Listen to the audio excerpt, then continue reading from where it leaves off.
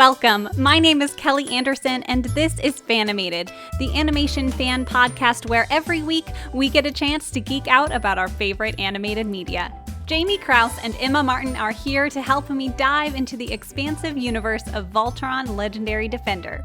Produced by DreamWorks Animation Television, World Events Productions, and Studio Mir, Voltron Legendary Defender is a reboot of the original series, Voltron Defender of the Universe. The newer adaptation provides a diverse and expanded host of characters, and we can't wait to start discussing them with you. Spoiler warning ahead as we discuss the first 7 seasons of the series, and we look forward to discussing the 8th and final season when it airs. As always, let's get started and let's get animated.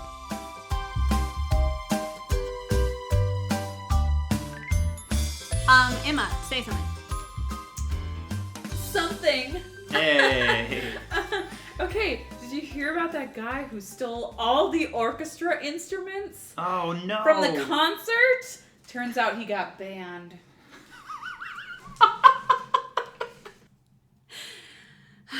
Did it actually start? I've had this running for the past Oh, minute. really? Oh my god. Wow. Okay, I'm Kelly. I'm Emma. Hi, my name's Jamie.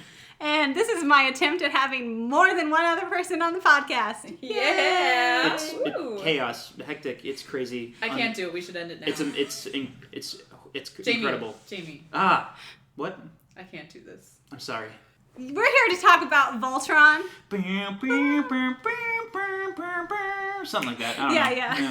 Yeah. I saw a thing where I saw a video describing how even though the theme song is super short, each one of the instruments matches up to when a new person shows up in the theme song. And at the end, it's all of them together. And I was like, that's so cool. I didn't even think of that. Yeah.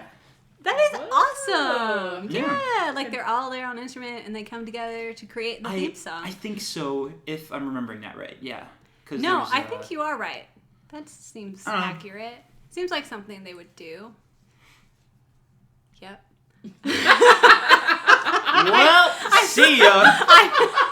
Thank you for listening to this episode. I'm so good at podcasting. It's all good. We'll fix it in post. We're all terribly unprepared for this episode. Yeah, a little bit. Okay, so let's just go right into it.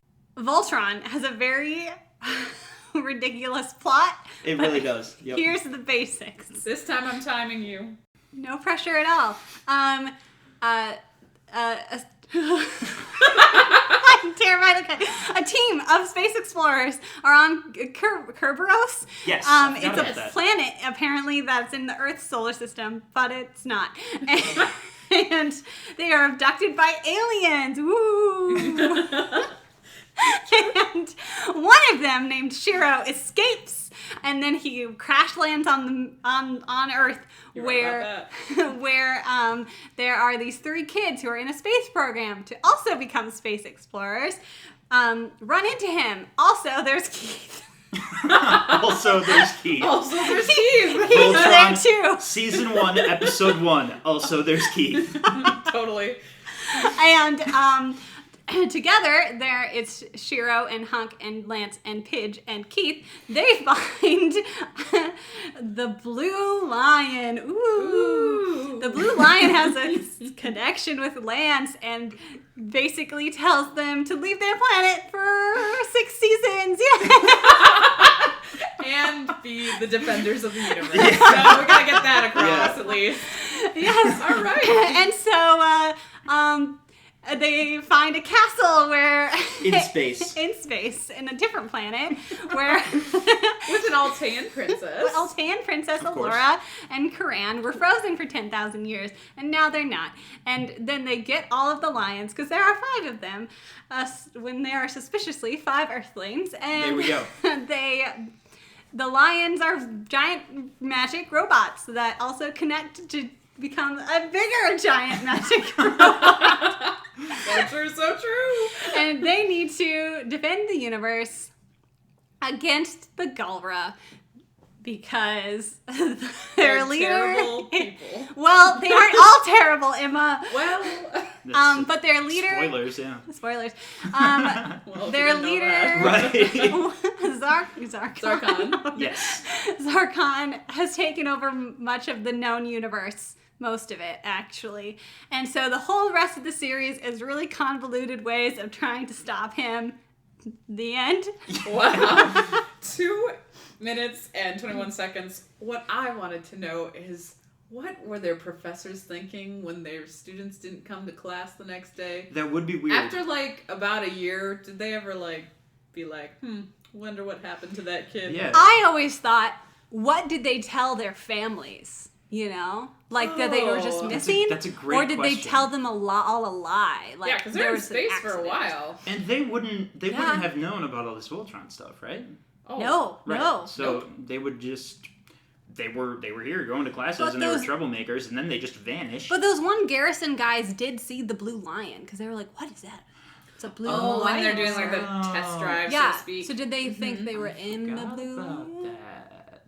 I don't know. I want to see a remake of this show where everything is exactly the same, except every reference to Galra or Alteans or anything else is replaced by them saying aliens, ooh, and like doing jazz hands, because that would be amazing.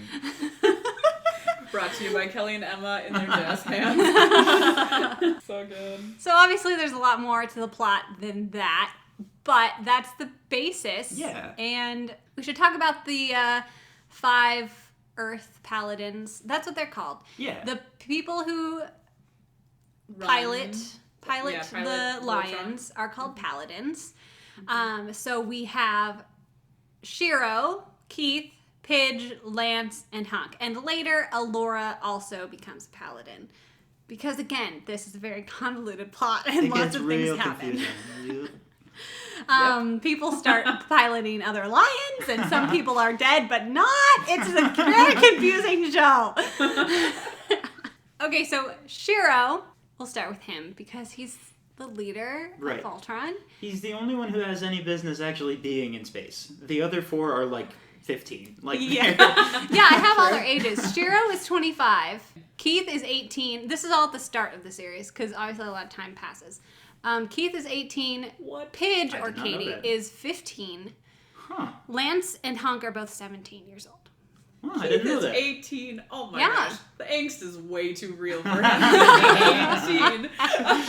What? Yeah. What did you think how old did you think he was? 16. Yeah. He does kind of act Keith is like mid-teenager, if Yeah. we're being... And the mullet also makes him... Yeah. the mullet is only there because of the old show. Right, well, yeah. That actually is true, though. Well, but in canon, he was like living on his own for a whole bunch of time, an undisclosed amount of time. So he probably didn't get his hair cut. So he was That's an excellent point. maybe he tried to cut That his is a hair. terrible excuse. I You swear should I thought maintain- you were... I'm just kidding. I swear I thought you were going to say, in fairness, he did grow up in Texas. Like, that was going to be the explanation. You can explain any of Keith's behavior just by saying, "Well, he did grow up in Texas." Question mark. Funny face emoji. I'll go through Yeah. where they came from too. Yes. Well, Oh, yeah. Shiro is Japanese. Keith, I put Texas question mark. Yeah, I don't know. But yeah, no, I'm pretty sure. I mean, his dad has that southern accent. Yeah. He is from The Texas. drawl. Katie and the Holtz are Italian. Lance is from Cuba, and Hunk is Samoan. Voltron has like comics and books and Oh, things, okay. and that Yes. information is their ages and where they came, where they grew up and stuff. It's all in those books. Oh, cool. Yeah. I definitely didn't know that Pidge was from Italy. Yeah, there's this whole thing on Tumblr about how they just like paired Pidge pictures with pictures of spaghetti. Like, all right, so Shiro. Shiro. Shiro was one of the crew members from the Kerberos mission who was abducted by aliens, and he's like one of the best pilots. Kind of like a father figure to Keith. Because Yeah. Keith's dad died. He's And definitely a leader of the group. yeah. And his story is one of the most confusing parts of the plot. It really is. Oh, boy. Because he's piloting the Black Lion, and Zarkon was the original paladin of the Black Lion. Because I'm gonna go way into some things, but Alora's dad made all the lions and Right. Voltron to like keep the universe safe. And Logically, this was all 10,000 years ago, so, keep up. right. So anyway, so Shiro is like battling Zarkon not only for like the universe, but also for control over the Black Lion. And so at one point, I think it's like end of season 2 or something. I Shiro, forgot about that. They have like a psychic fight. yeah, or they something. like fight in this weird middle space where the Dimension, magic dimension. Yeah, some yeah. sort. Yep. because the lions are technology, but they're mostly magic, guys. They're alive. They're spaceships and they're alive. So figure that one out. Yeah. So Shiro. So Shiro disappears, and everyone's like, "Where's Shiro?" And then he comes back, yay! But it's actually just a clone of him, and all his memories and regular brain thoughts are inside of him. So it's basically Shiro, but also not. And then things are weird. What's really confusing about that is you don't find out he's a clone. Well, you don't find out for sure. A lot of fans picked up on it, but you don't find out for sure until like 4.5 seasons later. Yeah. So you have to be like, oh shoot. So with this little tidbit I now have, I have to go back and analyze everything, and half the things that I thought were wrong because of the thing that had just happened, and it makes the whole thing even more confusing. And I'm talking like I'm exasperated, but I really love this show, so it's a fun. Oh, we love this show. Yeah. I'm not actually We're like just frustrated. overwhelmed by how much it is, and Yes. like, It is a like lot. what to talk about. It's There are Christy. 7 seasons, guys. Yeah. And that makes you think, because Shiro, I find, says a lot of really encouraging and insightful things, and he's a very genuine human being. So to think that that's his clone saying those things, gosh, it kills me. Yeah, that was weird. Like, what do you take as reality? Like, is that still a part of Shiro, even though it's a clone? Like, I take it as full 100% Shiro, because we don't ever get real Shiro back. that's a fair point. I suppose. think the official explanation is that they had his spirit and his mind or soul or whatever, and they put it in the fake clone body. So it's like, because it's like a new body, Yeah. but the same Shiro It's inside. Yes. And This then is like some Kingdom Hearts nonsense, honestly. This is getting Yes, I love that very game. confusing. Shiro goes through the worst stuff, because He does, then at the end of like season 6, he's like dying for some reason, and then Allura has to bring him back to life. Shoot. That's when his hair turns 'Cause- all the way gray. You can tell what season you're on by the color of Yeah. Shiro's hair. It's Starts like as a brunette, and then it's like goes measuring gray. tree rings. Yes, Yes. you can gauge it. Like, for 'Cause many he- of the seasons, he's got just like the strip of white hair. Yeah, he's got like Oh, a little yeah. fluffy white. And you're like, oh, that's a cute style. When they're fighting with all the Shiro clones around them, Yeah. that is one of the best. It was so cool. Episodes. And like the confrontation and the things they said to each other, those stick out in my mind clearly. But as far as what literally happened, I don't remember. They must have gotten saved somehow, because they didn't die. Yeah. Because the lion saved them. The lion, okay. All right. The lions have to save Keith every other episode. Oh, all the time. It's a bit Constantly. reckless. Should we talk about Keith? We're going on to Keith now, because Yeah. Keith and Shiro have a really strong relationship. Like I said, Mm-hmm. Shiro's kind of like a father figure to Keith, and like Yeah. Took him in. take him in. And Keith, okay. Shiro saw the potential in Keith when Keith was kind of An angsty teen. a little. They show the flashback of young Keith, and in every single scene, he has his arms folded, and he's scowling, and he has like his hair over his eyes. And I just want him to be like, "Whatever, Dad." Like, Yeah, that's why I'm so it's so baffled. good. That's why I'm so baffled that he's 18. I'm like, what? Yeah, because he continues to have that. Anyway. he kind of does. But Keith is also like one of the best pilots of the bunch, because he does have talent, and he starts out piloting the Red Lion, and then when Shiro is missing, he becomes the pilot of the Black Lion and leads the group. And I was just rewatching when he leads them, and he is not a good leader. No, and that's super interesting when that happens. He's very much a solo person in general, Yeah. like personality-wise, so I like being in a leadership position, it's a struggle for him. I mean, his companion is a wolf. So, Oh, I never actually thought of that. Actually. That's he is a interesting, lone wolf himself. And then later on, you find his overarching story is figuring out who he is, because he never knew his mom, and his dad died when he was young, and he finds out that his mom was an alien, was Galra even. You know, that'd be tough to realize, yeah, especially when you're fighting the Galra. And I really loved the turn that the show took, though, because you're fighting the Galra, all the Galra are just evil purple aliens, and then it's like, oh, people eaters, they'll get you. And then it's like, oh, actually, no, you can't just group them all together. And I'm like, that is so real, and thank you. That was interesting. Even some of the most quote evil characters, eventually you learn more about them, and you're like, oh, this doesn't make anything they did right, but they're a lot more complicated than I thought they were. Right. Yes. And the Blade of Marmora is a group of rebel fighters that are Galra, so like, it's not the whole alien race. It's just those that are under the influence of the Empire.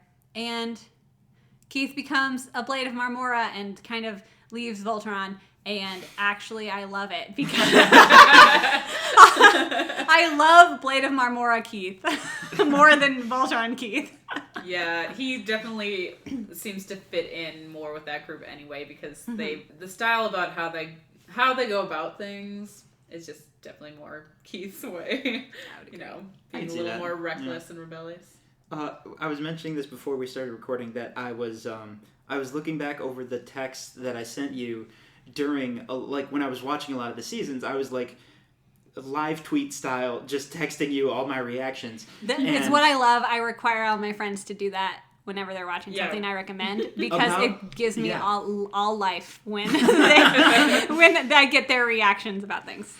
I bring it up because about a good 30% of them are just all capital letters, Keith, no, because he's always doing something that is a horrible idea. And he almost dies every time. And then we bet he does. Yeah. I mean, Shiro thinks things through. Keith does not. He is really doesn't. Action first, talk later. He's like his lion, instinct first. Yes. I think one of the reasons I think he's so interesting is because I can picture the character of the one who's naturally good at a lot of stuff, and the one who kind of takes it all in stride, and he's aloof from everybody else. That character, we've seen before, but that character usually thinks they're better than everyone. And Keith kind of doesn't. His problems are separate. He has a whole other mess of things he has to learn about himself, stuff he has to go through. I don't think it really has to do with what would probably be kind of a boring story about, I need to learn I'm not that great. Keith's whole arc is so much more interesting than that. Yes. With his friends and with his family and with the cliche of the fate of the universe and how he fits into all that. That's a really good point. He realizes he needs the rest of the paladins to be a good team. Kind of like how when you two were talking about how Hero from Big Hero 6 needed the rest of his team. Oh, yeah. Because he was naturally already intelligent and talented, but he needed the people to make, a change in the world. Okay, so Keith and Lance are rivals, and I just rewatched the first episode, and what a joyride was it. My gosh. I was like, who even are these people? They're so little, they're so young. What is so great is when they see Keith running in to go get Shiro first, when that was their mission.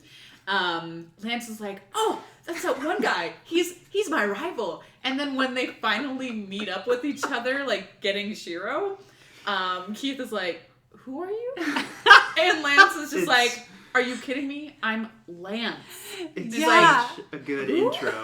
And eventually, during that episode, they, that's when, the team comes together and they're in the line. But I just remember writing down this quote from Lance. It was something had gone wrong, and he says, "I'm not sure, but I bet it's Keith's fault." That sums up their relationship. The whole series is like them growing from like rivals, and I think they will always continue to be a little bit competitive with each other, but like Lance develops a lot, and so does Keith, and they both become a little more mature, and they really do become really good friends. And when Keith takes on the role of leader, Lance is like right there to support him, and it's so nice. There's a really sweet bit where like I don't remember who he's talking to. Lance is just chatting it up with somebody about their team, and he gets to Keith, and instead of saying something snarky or whatever, he like his face lights up and he's like, Keith is super cool, he flies around in asteroids and stuff. And he's not even like trying to be mean or make a joke out of it. He's genuinely telling this person, this guy on my team is like super good at everything. And it's just good. And then whenever they get back in person, suddenly it's back to fighting. And like, yeah, they're always at each other's throats in a very humorous manner. Oh yeah, for sure. Such comedic relief. But Lance definitely goes through a lot of character development. Because he does have, both of them, both Keith and Lance, feel insecure about certain things. And for Lance, he definitely knows that he's not the best pilot.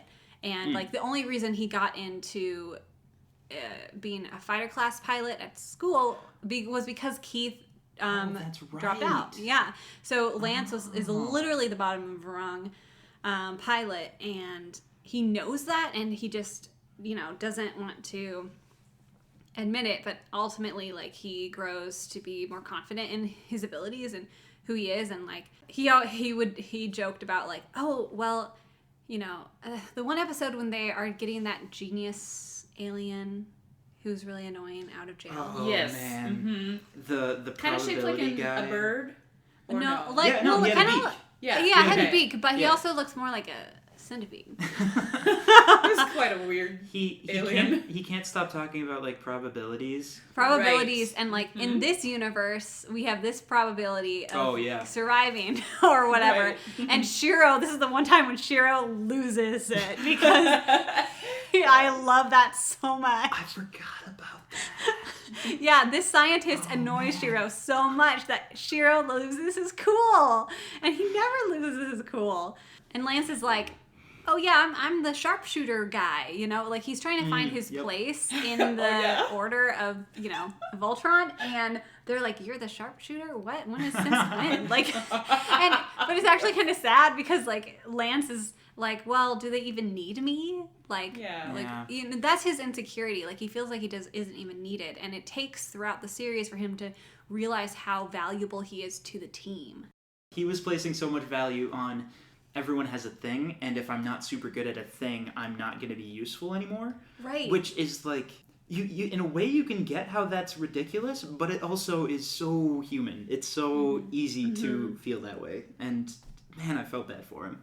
And like, it was weird because they kind of did both. They kind of reaffirmed like, hey, it's not about having a thing. You're just here and you're you. Like, I can't imagine anyone else. I think Keith, maybe someone tells him, like, I can't imagine anyone else. But they also reaffirm, like, oh, hey, you are a really good long-range shot. So, like, he gets both, I guess? I don't know. Yeah, definitely. He's definitely gifted, but he just hasn't found it yet, I think.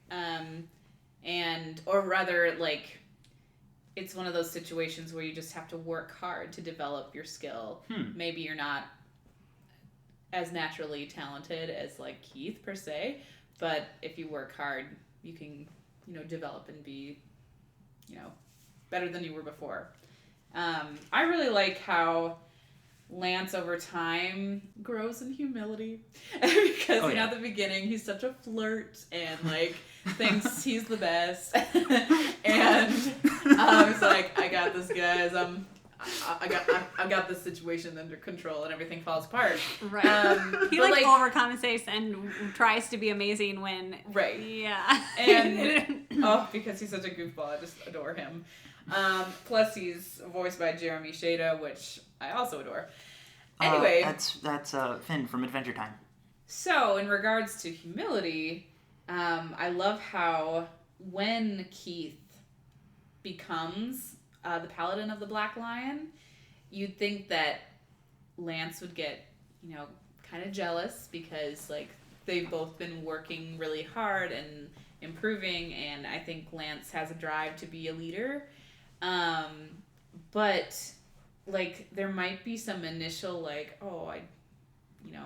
it wasn't me. But he's so mature when it happens, and it's just like, you know what?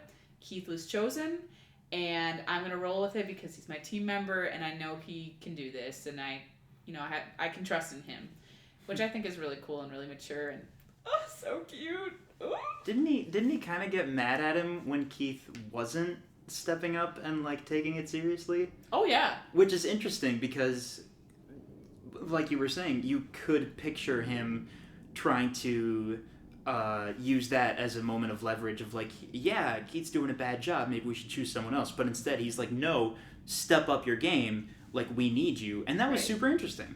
All right, let's talk about Lance's other best friend, Hunk. Hunk. The one we can all relate to. Yes, because he's like a voice of reason and is like, wait, we're gonna fight aliens? Can we go home, please? Like, and he's excuse me while I puke. Like, Keith is the extreme of just throwing himself into the worst kinds of danger at all times. Hunk is the other extreme of not doing that like a normal human being. Right. Mm-hmm. Yes, always he's questioning cautious. The what ifs. Yeah. Mm-hmm. But I found that to be, like, the funniest part of watching the first episode again, like, reliving all that. Just all of Hunk's commentary is hilarious. Oh, absolutely. Because he's just like, guys, like, are you serious? Like, do you see what's happening? Like, why are we doing this? It's great. Oh, we're gonna leave Earth and not go to school? We're gonna, like, go defend the universe? Great. Yeah. No. Of course. That's what I expected to happen Like, today. Yeah. But I love that he's like the comic relief character, but also one of the smartest ones there. He's so ridiculously smart. He's super intelligent, and he's like an engineer and can, like, fix everything and do all this cool stuff. And you don't, like, he doesn't talk about it a lot. Like, it's not, like, he's not, like, put in the spotlight. It's just like, oh, don't worry, I just fixed that and did this and this, and you're like, whoa. Yeah. He did that? He's smart? Like, wow, like, I forgot. Which sounds kind of sad, but, like, he's just not put in the spotlight for his intellect because Pidge is Pidge. Which we'll talk about her in a second, but... Yeah, and Hunk is just really competent, both, like, engineering-wise and culinary-wise. Oh, yeah. Oh, what a cook. He's amazing. Chef. Yes.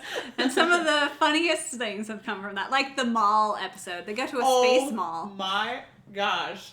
That was... It's like one of my favorite episodes. I would So agree. good. I would agree. Yes. For many reasons. But For Hunk many reasons. becomes a chef at one of the food court restaurants. And To bring back business. Yeah, yeah. Why does he get stuck there in the first place? Because like, he misunderstanding. eats a free sample and it wasn't free. Oh, okay. He thought it was free, and then the guy, like, chains him to the Yeah. floor. And, But then he keeps on and he keeps making food because, like, he kind of does it out of spite. He's like, no, this food isn't good enough. I'm going to make this place better. And he just keeps going, like, for a really long time. Right. And by the end of it, he's, like, yelling out orders to the other people working there and, like, this lingo you don't even understand because we've been dealing with the B plot for a while, and then we come back to Hunk and he's just running the place, and it's amazing. I'm only being kind of serious when I say this. I have a theory that during the first couple seasons, Hunk makes a lot of very random food jokes, and some people were getting kind of annoyed with that, like, hey, the writers should do a little more with him. They should treat him with a little more respect. He's not just, I'm going to blurt out something about food. One example that jumps right to my mind is there's a really cool scene where they're all, like, watching the sunset after some crazy thing happened in season 1 or 2. And I think it's Pidge asks, what are you guys thinking about right now? And Hunk just says, calzones. And, like, it's weird because he's just talking about food again. I have a theory that he's doing it on purpose because, like you said earlier, he's the person who kind of keeps everyone grounded. Like, hey, this is not normal. We are people, and maybe it wouldn't be the worst thing in the world to remember things about home once in a while. even if it does happen to be weird food jokes, I think he wants to. I think that's a really kind of a subtle way of helping out. Like, I don't know, how strange would it be to be removed from this planet and like in this crazy excursion where you don't know what's going on? I feel like it would be at least a small bit of comfort to have someone reminding you about normal mundane stuff like calzones. I agree. I love that. Yeah. And he's the sweetest, kindest one. Like, Yeah, he's got a big heart. He's such a big heart. He just wants to he really, truly does want to help everyone. And, you know, in that way, even though he's cautious, like, it means that much more that he, like, throws that caution aside to help people. Mm-hmm. That's a good point. I hadn't thought of that. Yeah, I like that example you gave, Jamie, because Hunk is like a reminder that we are human, like the connecting with humanity, because without him, you have a lot of paladins who are very determined, and like I feel like the majority of them like want to be in space, like you know, doing their mission, and not that Hunk doesn't want to be doing it with them, but he is the constant reminder, okay, let's not forget that, like, where we come from, like remember the planet that we love as well, just that connection to home. I really like that. I get the feeling that Hunk would have rather had their going into space happen the regular, like, chaperoned way by the books. Yes. But, like, I also get the feeling that at the end of this adventure, he wouldn't trade it for anything. Even though things are a little bit hectic for him sometimes. Yeah. So, Pidge. Favorite character. We finally got to it. I was waiting. Saving the best for last. Yeah. But I'm so Katie's overarching story is my favorite of them. By the way, Pidge is also Katie. Katie's father and older brother went on the Kerberos mission with Shiro, and so they were also taken by aliens. Katie, basically, like, she is the really, really, really smart one, technologically super savvy and, like, very intellectual, super genius, crazy person. And she's hilarious in that way, and also really vital and important to the team. So the garrison told Katie and her mom that, and basically everybody, that it was human error that caused the Kerberos mission to falter, to fail. And Katie didn't want to believe that. And so she was like looking for more information and basically got kicked out of the garrison because she would like break in, because she's so smart, she can break in to this high security like space program. I think she found proof, right? She found something. Yeah, she found some sort of proof, so it drove her to be like, okay, there's something else going on here. But since she was kicked out, she changed her appearance and changed her name to get into the space program and became Pidge Gunderson. Mm-hmm. So, and she is kind of the catalyst for the whole thing, because she's the one who, she went out at night, after classes and stuff, and was searching the skies and like found alien radio chatter, and they kept saying Voltron. They kept saying Voltron. I forgot about that. She is the catalyst. Yeah. That's super cool. So she's the reason they were out that night, and that's when Shiro landed. So Pidge's, or Katie's, whole overarching story is trying to find her family, trying to find her father and brother who were abducted by the Galra.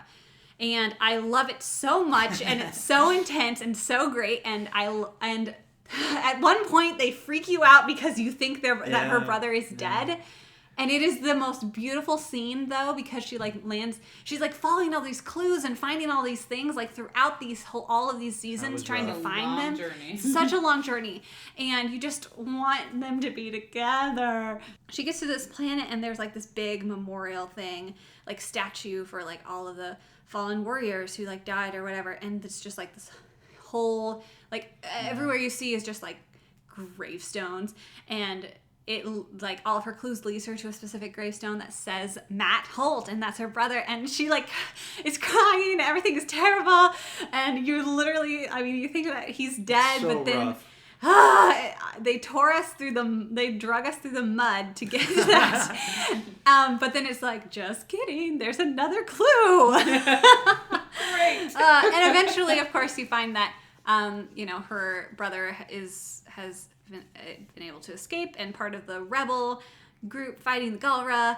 And anyway, Katie's awesome and amazing, and she's my favorite at the end. The graveyard scene was so good and so emotional that when that episode was finished, there was like 95% of me that was super thrilled that Matt was alive, and there was like 5% of me that was like, but that scene was so good that I almost kind of wish it was for real. Same. You know? But then Matt shows up and it's just the best. Matt is also the best. Oh my gosh, I love him. There's a line in like season 1 where Pidge, the joke is that she's spouting this information none of the rest of them even understand, and she ends it by saying, "Oh, and it's all color coded because what are we, animals?" And that's already funny. But like 4 seasons later, Matt says the same thing, and it's amazing because they're so goofy when they're in the same room. Yes. And you immediately know. I think even if they hadn't told us these people were siblings, like you would just know. If they could look completely different just based on how they act, you would know. It's so genuine. So great. And their dad too. Sam is... They all are just super nerds, and when they're together, they're an unstoppable force, and it's so great. Oh, they're so cute. Pidge, what you need to know about the character of Pidge is that she took a Galra drone that was sent to spy on them / attack them / kill them, and she hacked it to make it like her a pet. Yep. And she named it Rover. Yep. Like, that is Pidge, Pidge in a nutshell. Yep. Yes. She's always questioning things, always like analyzing things. And it's really wonderful. I would also say she's one of my favorite changes from... I haven't watched like a lot of the really old Voltron, but this is based off of the older show. And I thought that was a really, really clever way of introducing another female character. Because in the original, it's just these 5 guys and Allura. We'll get to her. And but basically, I'm just really happy that they were able to find ways of, like giving everyone different backgrounds and, giving, instead of just making Pidge the another male character, which, Pidge would be fine. But it's cool that she is a girl and she's Katie, but then she's also really comfortable with being herself, and she is a little more masculine in ways and is comfortable with that, and I love that. As far as Pidge and her intellect, when her and Hunk are just like hanging out and they're talking on, and you're like, what are they saying? And there will be a character like Lance who'd be like, I just don't even know. Like, goodbye. Yeah. Because Hunk and Pidge can just like go at it with all of the technology and everything. And they're the only 2 people who actually get it, and everyone else is.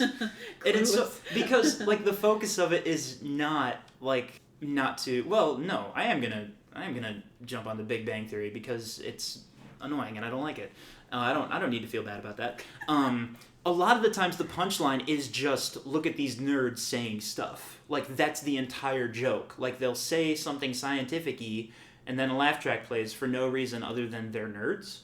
And, like, it's such a different situation to see these 2 excitedly babbling to each other, and you don't get it, but the joke isn't, oh, they're so dumb for knowing things. The joke is, look how excited they are now that they finally have someone that they can share this with. Yes. And like how they're all so different, but they can still connect in these interesting ways. Mm-hmm. Even if you don't consciously realize that, you're still smiling and laughing. Like, I don't know. Yeah, no, definitely. Also, can we just feel bad for her mom for a second? Because she was left alone on Earth and thought her whole family was dead. Pidge's mom did not deserve this. No. And then when they finally get back to Earth in the last season, gosh, and there's still one more season coming. We'll talk about that when it comes out. But this past season, season 7, they finally get back to Earth, and then, of course, she's, like, the bomb and also a huge nerd. And I'm like, this is the best family I've ever seen. I had not even thought about that until, like, we were texting about it one day, and you were just like, yeah, and what about Pidge's mom? She's been on Earth this whole time, and all of her family are missing in space. And I just, like, sat down for a second. Oh, no, you're right! That's so sad! Like, I hadn't even thought about it. Like, did Katie, like, think about those consequences? Like, the fact, like, she was just determined to find her missing family, but did she, like, consider the fact that, you know, she was leaving her mom behind, especially when they find Voltron, they're just kind of swept into it, and they're already on the other side of the galaxy, universe, I don't know, like, somewhere. They're not even near our galaxy. Right. So, you know, they're already, like, on a new mission and ready to begin defending the universe. So it's not like you can be like, hey, can we just stop at Earth so we can say some quick goodbyes and then, like, continue on? Yeah. They just dive right in. Should we talk about Allura? Allura is an Altean princess who's been asleep for 10,000 years. And she kind of is what provides life force for these lions, which I kind of forgot about, actually. Me too. But that's a cool connection that just like by being in the Atlas or the castle, she can monitor the lions and aid them in whatever they need. So that's really cool. And she's got her sidekick Karan, who's there, you know, providing comedic relief, and another Altean comrade. I don't know, she's just a cool British kind of elf-looking, like, alien. Why did they have to be British? I mean, I get it, but I'm also like, I think she's a lovely person. She can be a little uppity sometimes, but she is a strong leader, and she knows what needs to be done, and she cares for the entire universe. That's like, true. She is determined to save every single person, not just, like, her own people. Like, I think she's very caring. And she's gone through so much. Just, like, losing literally everything, waking up and realizing that it's 10,000 years later, you know, deal with it. And, like, you see that she has to just figure out how to move on. And she does that by pouring a lot of her time and energy and caring into all these new people that she has never met. And that is really admirable. I feel bad for Allura that obviously she wakes up and, you know, her whole planet is gone and everything she knew is gone. And it's been 10,000 years. And then I feel even worse because she feels all of the pressure of you know, keeping Voltron away from the Galra and all of that, because, you know, her father created Voltron and the lions, and she really sees it as this big responsibility to, like, save the universe. And from the beginning, she really is she's a lot of the glue that holds them together, I think, because she just knows and understands, and a lot of them do, obviously, how big their mission is, but it's even more personal for her because it has affected her directly, and it has not affected the paladins from Earth as directly because Earth hasn't been touched by the Galra yet. And for her, you know, her father and, you know, her entire species is gone. Yeah. Until you find out that they're not. Bum, bum, bum. Another Lots of twists and turns. Oh yeah, that's something. and things. I may have just thought of one of the reasons that it's a little tougher for me to be super invested in her story. A lot of times it gets bogged down in exposition-y stuff. Like it's her character story, and then it's also partially about magic science, and I'm like, oh right, I forgot. We're dealing with quintessence again. Yeah. Allura does become the pilot of the Blue Lion, And she's later. awesome. Oh, totally awesome. Super awesome. Thank goodness. That It was was time to get that princess out of her castle. I know, because it's at the beginning, I was rewatching, you know, and the first season especially, they are just too protective of her and super like, no, you can't go to the space mall. You have to stay here and be boring. You know, like, what? And then she finally gets to go out and into the battles and stuff too. And she's super awesome and has these magic powers and stuff. So, what are your favorite ships? At the beginning of the show, I ran into fans talking about Keith and Lance, and like, I didn't get it, and I was like, what? That makes no sense. Why? And as the show went on, eventually there was a change in my mind where I was like, you know what? I can see it. If that happened, I would get it. And then it got to the point where I was like, that would actually be really cool. Like that would make a lot of things. Well, because they've got like the rivalry. Like they have so they much. are the fire and ice, literally. Literally, they're lions. I was just gonna say they have a lot of history. I mean, you guys, they're like the spiritual elements of the universe or something. Like, holy cow. Well, I mean, you see it all the time. You got the red character and the blue character, and that's true. You know, I don't know. It's just always a thing.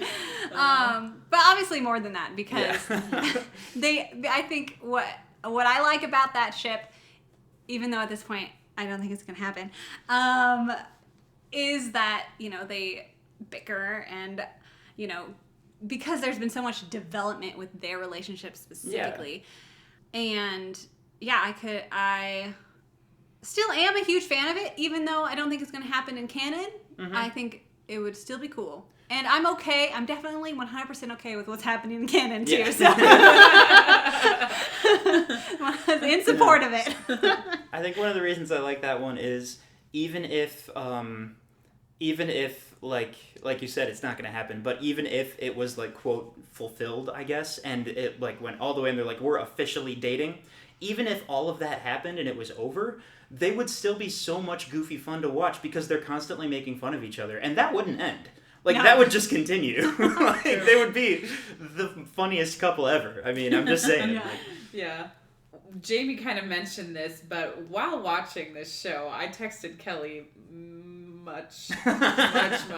Yep. Just like every reaction I had, which was like every 5 seconds. So, and some of those texts included like ships where I was just so confused. I didn't know what to feel.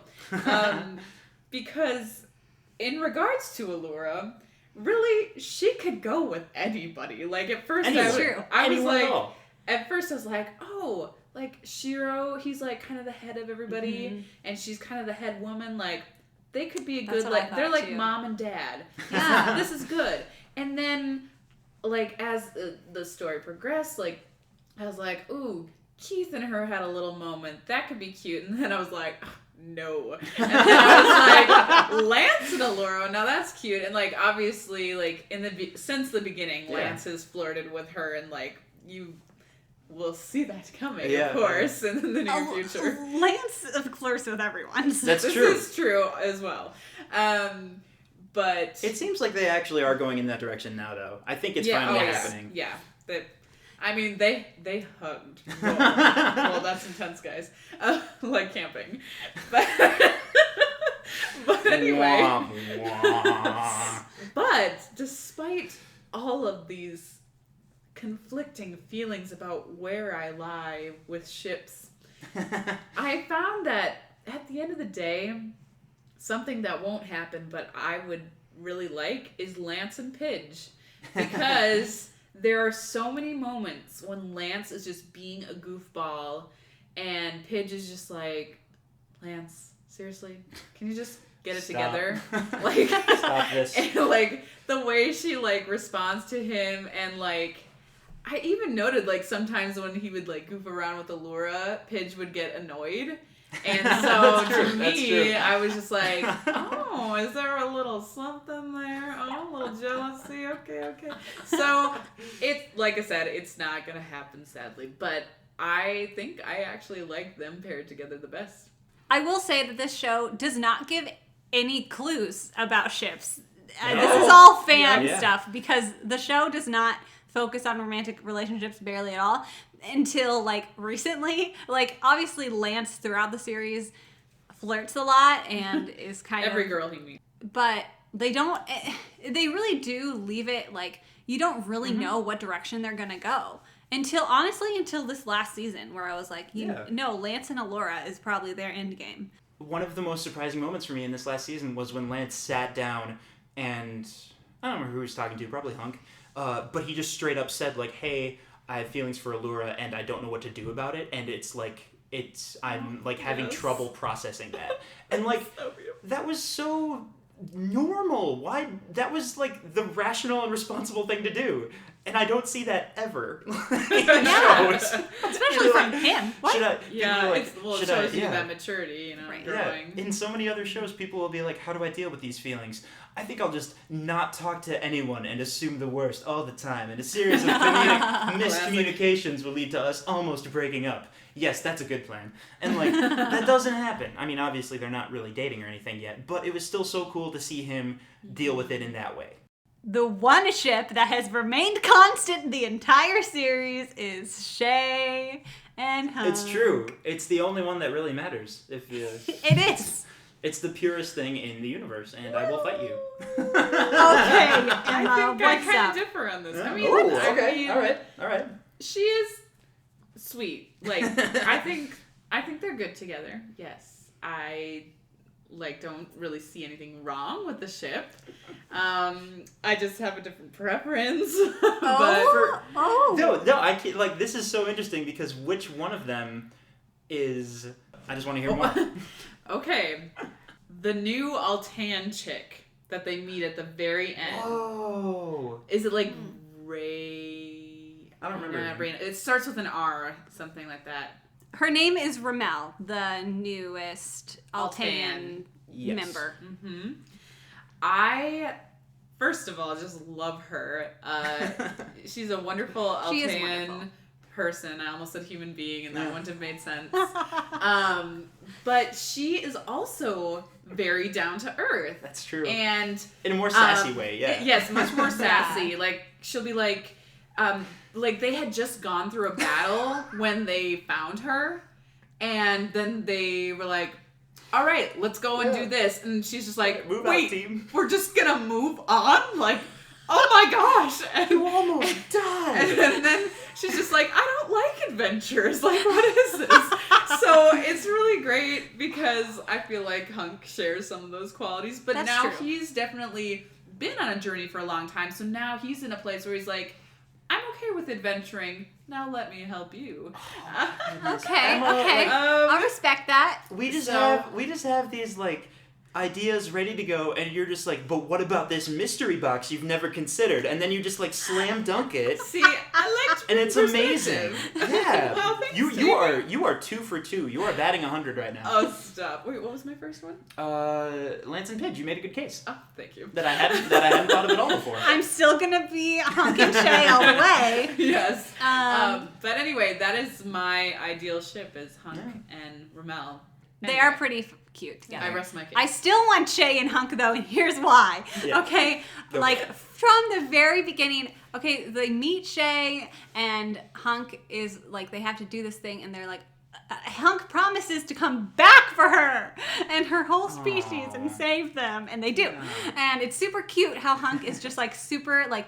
It takes them a little while to get back to them in order to save them, and they keep getting distracted by, other plots. And As you do. Hashtag Voltron. Hashtag Voltron. Yeah. And and Hunk is constantly just like, okay, we have to get back to save my friend and her family and her entire species. Like, we have to, like he's so like dedicated to it, and I think it's really sweet. And I love all their interactions because if you want a ship that's like Hunk leading them into adventure, like Shay is the most innocent girl ever, and like she's like, oh look, the sky, it's beautiful, and Hunk is like, hey. They're on a spaceship, and Hunk is like, I can show you the world.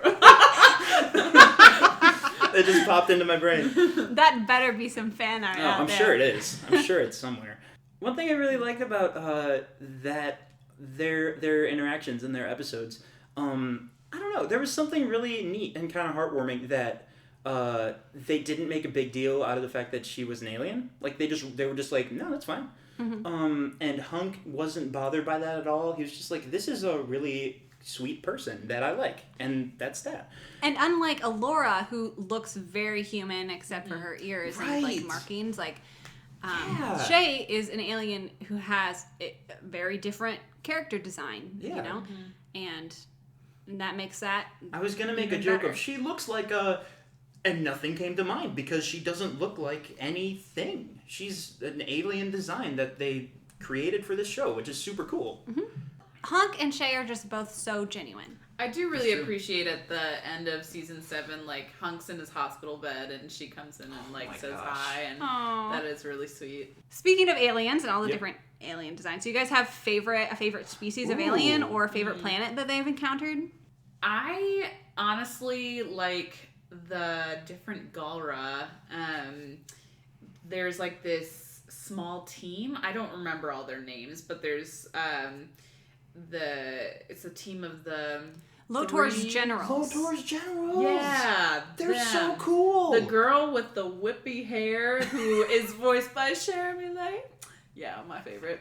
I think she looks so cool. Like her head just like goes to like a point, and then like off the end it's like random like ponytails kind of looking like things, like almost like a gosh, wow, it really is hard to find descriptions. Yeah, I can picture like the person, like but a I don't know. Medusa character, like, you know, with the snakes. But I always thought her design was kind of cool. Yeah. I really love the planet where they turn like nature into technology. That was so cool. That was really Yeah. cool. I almost Because listened to that one. yes, and so they like, you know, Voltron comes to like, you know, liberate the people from the Galra. It's great, and this species is so good at like technology and things, and they basically are able to hone like nature's quintessence or whatever, and Visually, like, it's the coolest thing. it is so cool. And for Pidge, super awesome because she is able to connect with her lion more through this episode because she's able to understand that everything is connected, like even nature, even you know, them, and even technology and all of these things. So there's this cool part where they like have to drive these weird nature technology things through your mind, and so they put on these little crowns or whatever, and Pidge is the only one of the paladins who can do it because she has a really computer savvy mind. But it's also really awesome because I'm like, hey look, Pidge is a princess too. She has a crown, okay? The smartest Disney princess. DreamWorks princess. There you go. Hey. Oh, snap. One of the earliest first planets they go to with a race of like really short warrior I was gonna talk people about this. Yes. who are like super not violent, but like they are ready to go, and like they don't Yes. trust these new intruders, and one of them goes up to Keith's knee, but he's still just like, stay back, I'm gonna defend my home, and Keith is just like, what is happening right now, where are we? Yes. Eventually one of them gives him a hug, and he's just like, this is weird. Wow, you are cuddly. Like, they're just very soft.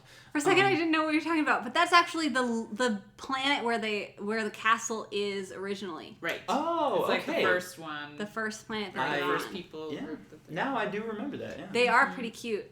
I would agree. So cute. The other one is late in the show, the really skinny ones that like don't speak, they just go, Beep boop bop or whatever. Okay, that's my the favorite. best joke because it's just the same guy, right? it's Jeremy Shada. It's him. Yep. And it's so funny. It's like an Inception joke because there's this alien, Beep boop bop or whatever, and he appears a few times, and every time he appears in the episodes, Lance is the one who's like, does anyone know what he's saying? Like, Lance is the one making the joke about how no one can, like, he can't understand them. But Lance's voice actor is the one who's voicing the guy making the beep boop bopping. It's pretty amazing. And I'm like, this is the best thing ever. Does Bee Boo Bop show back up in the game show Yep. And Yeah. like all Lance has to do is just answer one thing and figure out what he's saying, and he just can't do it. Yes. Okay, that episode, by the way, is just I love it. It's, I know it's not your favorite, and I know it's not objectively weird. good. It's so weird. I have... Okay, so I've been like trying to be thoughtful and give analysis and stuff.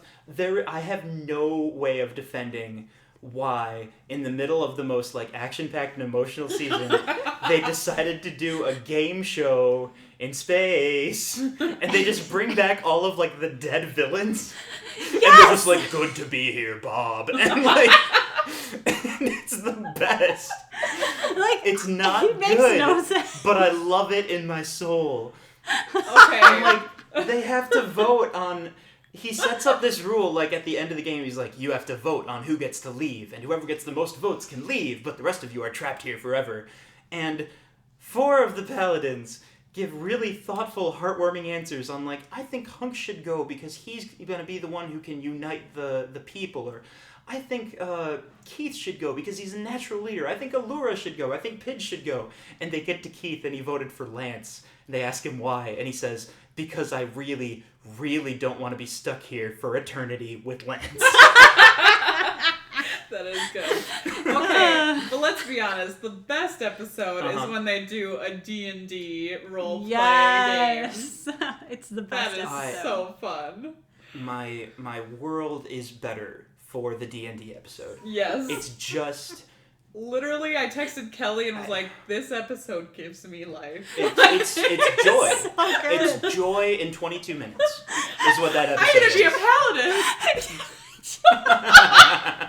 I can't even talk because that's my favorite Because part. Shiro... Because this is what happens, people. So they all, in Dungeons and Dragons, you create your own character. And so all the paladins have created their own characters. And Shiro, classic Shiro, is just going to be like, I want to be a paladin. And they're like, you're already a paladin. And Be they're like, He could be anything he wanted to be. And then when they start over, like, a new round of the game, like, Shiro is again like, I'm going to be a paladin. Shiro keeps dying and coming back as the same character with a new name. I'm Shiro's brother, Yiro. And it's really, really great how they start that episode, because they start the episode and you're just in this fantasy world and Hunk is a mage and you're like, what's happening? Like, what is this episode? What's Pidge? And then later... Pidge is like... Pidge is like a dwarf. A like dwarf, a dwarf warrior thief or something, yeah. Mm-hmm.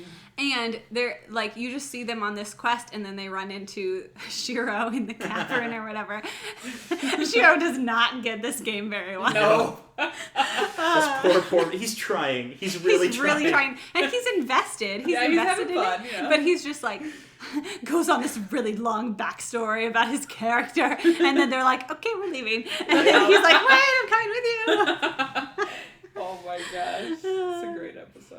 It is very high quality. Okay. Not to mention, we didn't even mention poor Shiro, and he gets back to Earth, and his boyfriend is dead. Oh man. To be fair, I never even realized watching the entire season that he was supposed to be his boyfriend. I only heard about that later. I just thought it was like a comrade. I wish it had been just a tiny bit more obvious. Like, you don't have to literally say my boyfriend, but I mean, it would have been nice. Like, yeah, I had no idea. I did until the not end. pick up I was on like, that. Oh.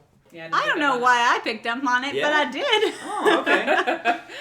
Maybe I'm just on Tumblr too much. No, like, I imagine I'm gonna rewatch this season, and there's gonna be a scene where he literally says, like, I was in love with him, and I'm just gonna be like, doy.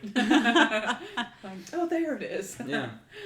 I wanted to ask your guys' opinion on how you like Voltron's take on space stories and things, compared to others, because you have a lot of other things like Doctor Who and Star Trek, and you have a lot of stories that involve space. So how do you like this compared to others?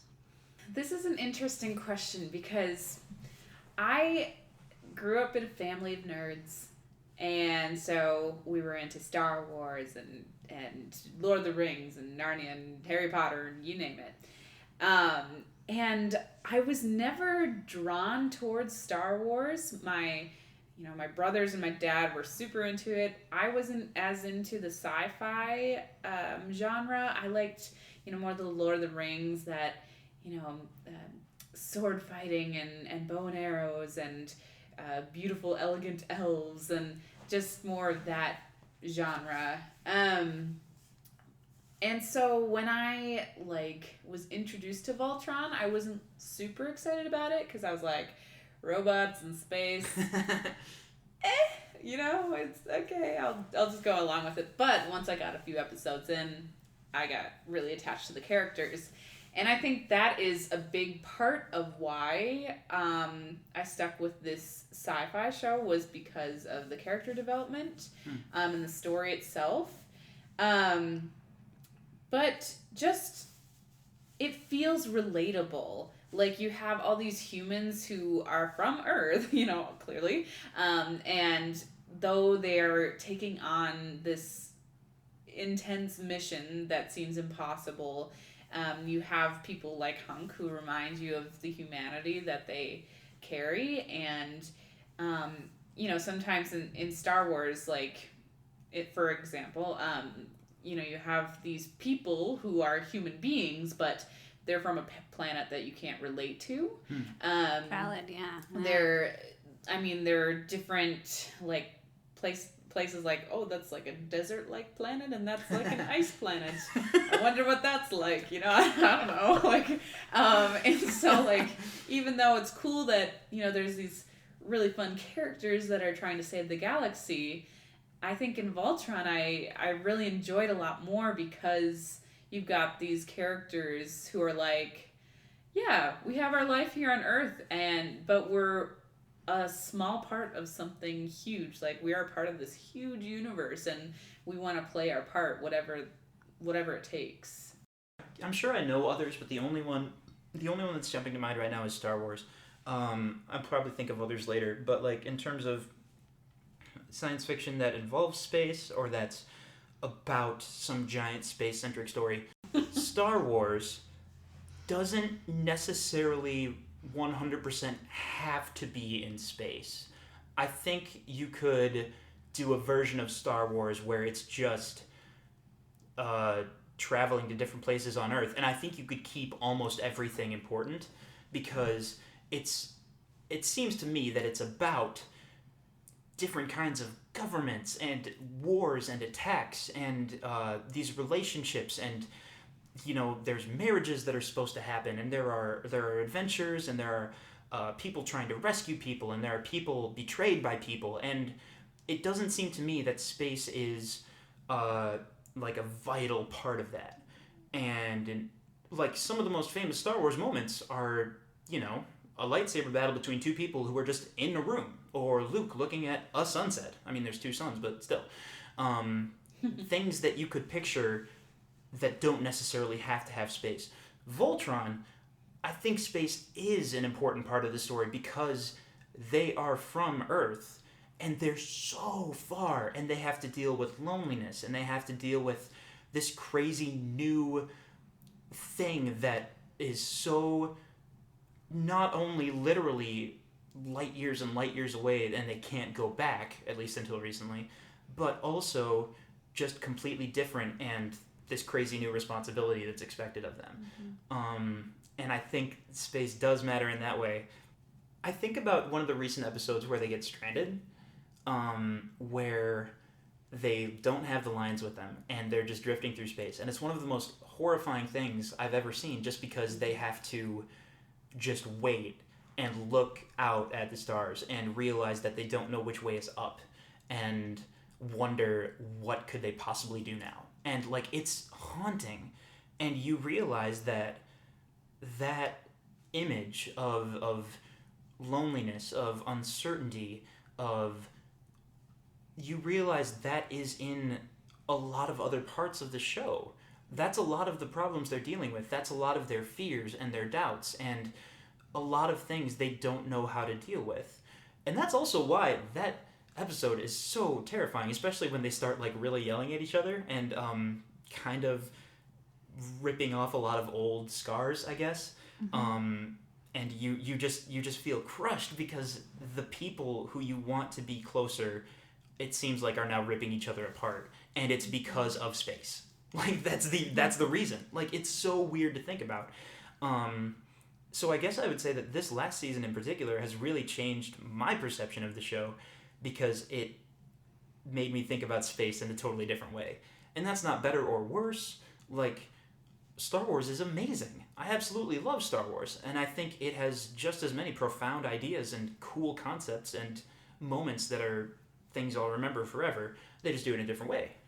I'm obviously familiar with Star Wars, and I grew up on that, and I've seen some Star Trek and all of that. I think the one space story that I have the most connection with, though, is Doctor Who. And looking at that compared to Voltron, I would say, just like Emma said, there is more of that, like, relatability.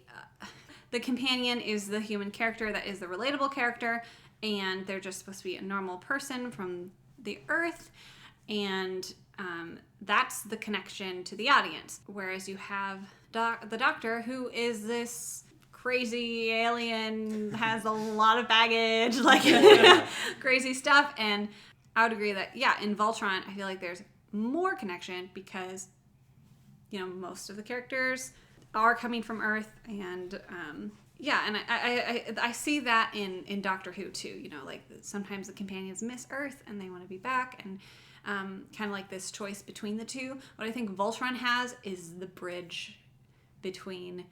I don't think they ultimately will have to choose between space and Earth.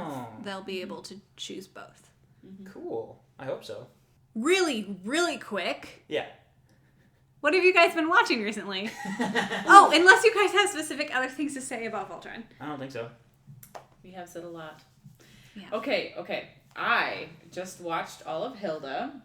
Yay! That was Cool. lovely. Whoa. I think, wow, it's just so cute, and I really enjoyed it. And I'm not exactly sure why I enjoyed it, which seems kind of funny, but I did.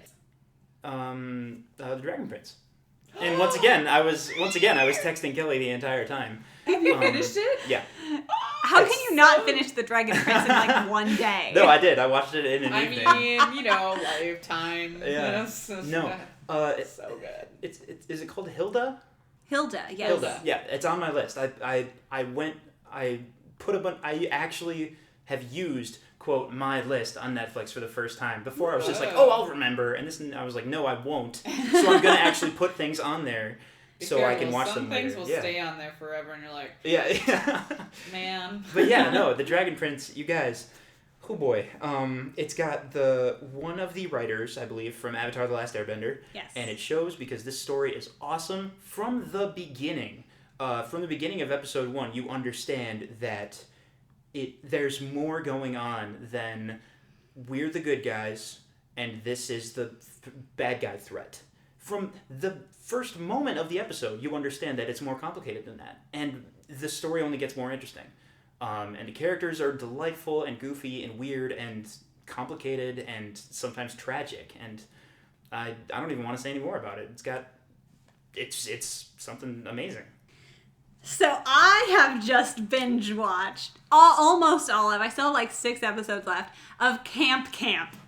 Oh, I love Camp. Oh my gosh, guys! It's so good.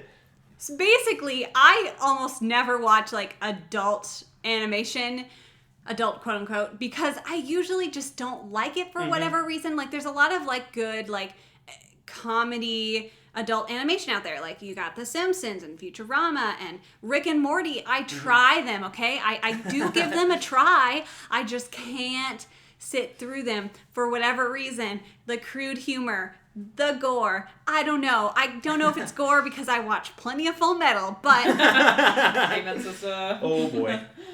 but there's something about Camp, guys, that has got me hooked, and I'm loving it. Oh, yeah. I mean, I would say there's definitely, lots of adult themes, crude humor, so children, avoid, please. Yep. But maybe it's just that some of the crude humor is, like, less, and I would say more of it is, like, language. Yeah. And I still feel like there's a lot of funny things that happen that they do that isn't 100% crude, you know what I mean? And so, and I'm just loving the characters and the theme song.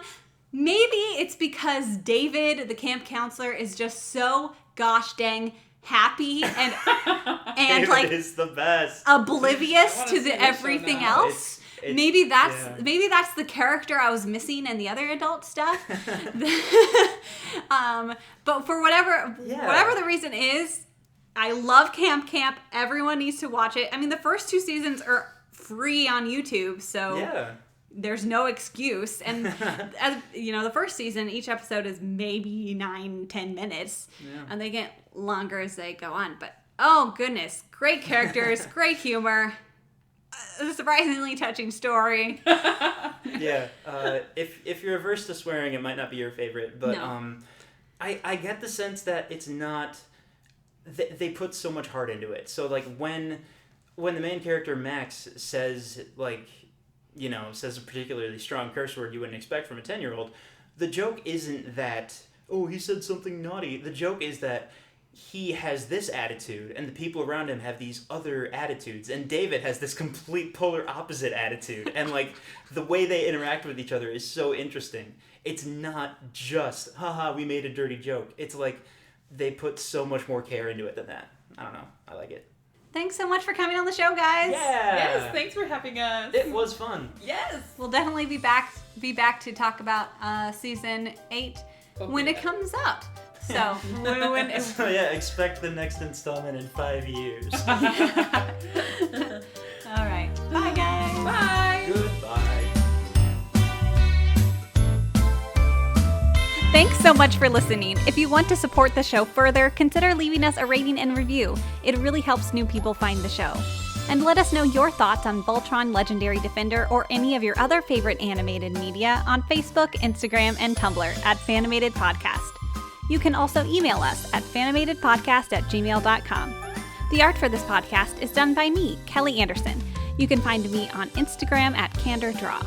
The music is provided by the folks at Purple Planet, and a huge thank you to both Emma and Jamie for joining me. Next week, Fanimated will take a little break for the holiday weekend, but be sure to catch our next episode on November 27th. Until then, stay tuned and stay animated.